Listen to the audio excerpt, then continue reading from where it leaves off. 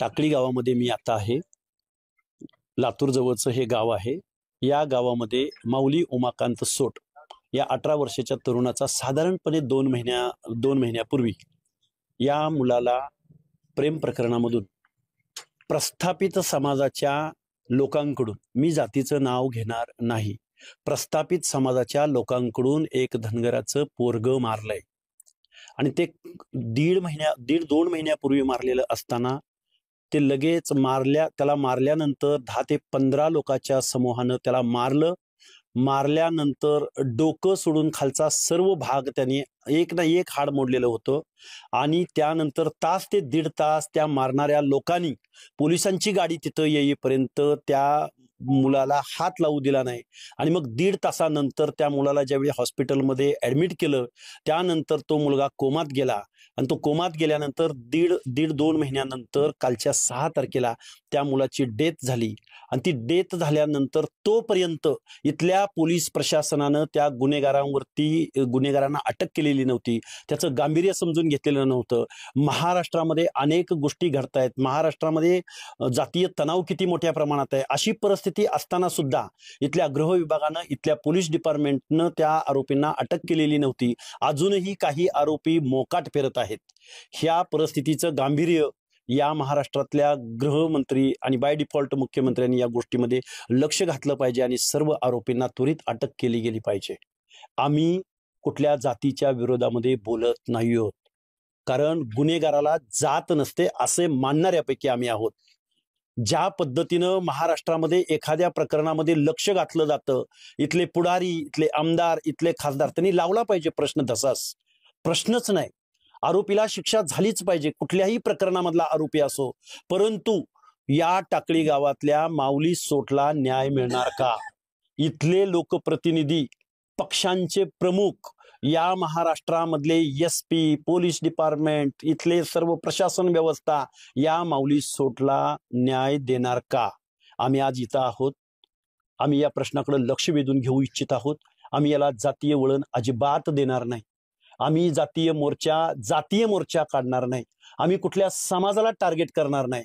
पण प्रस्थापित समाजाने एका धनगराचं पोरग मारलंय आणि ते पोरग मारलेलं असताना त्याच्या विरोधामध्ये मात्र इथलं प्रशासन दखल घेत नाही, पोलीस डिपार्टमेंट दखल घेत नाही.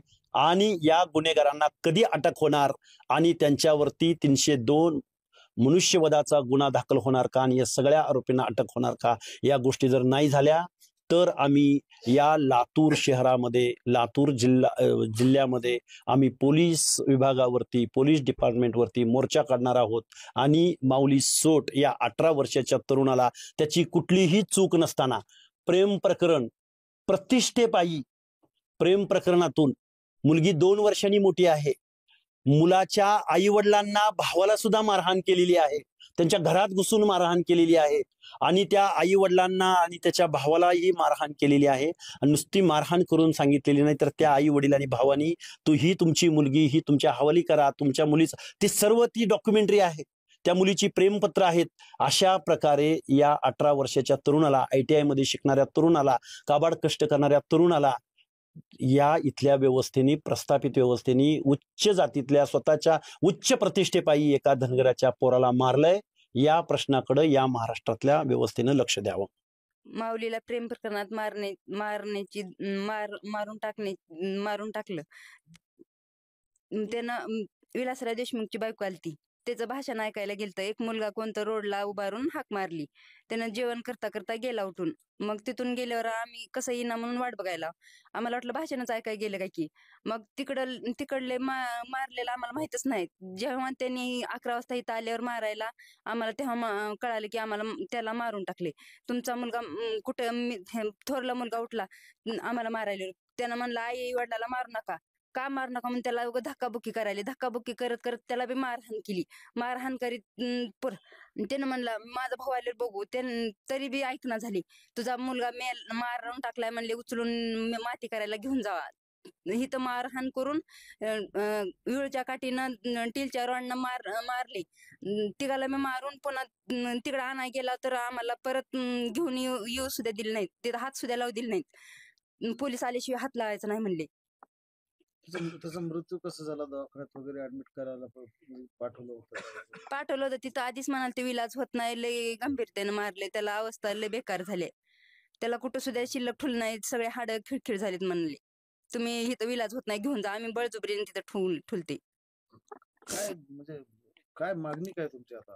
आम्हाला त्यांना जास्त शिक्षा व्हावी, फाशीची शिक्षा व्हावी. त्यांनी पुन्हा म्हणा असं करू नये कुणाला.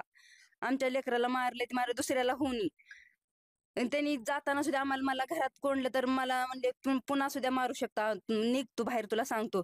डोळेवारी केले तर खाली बघ नाही तर हाणताव, आवाज केला तर आवाज सुद्धा करू देना झाले. असं निके मारायला चालू केले, त्याने आवाज सुद्धा करू देना झाले.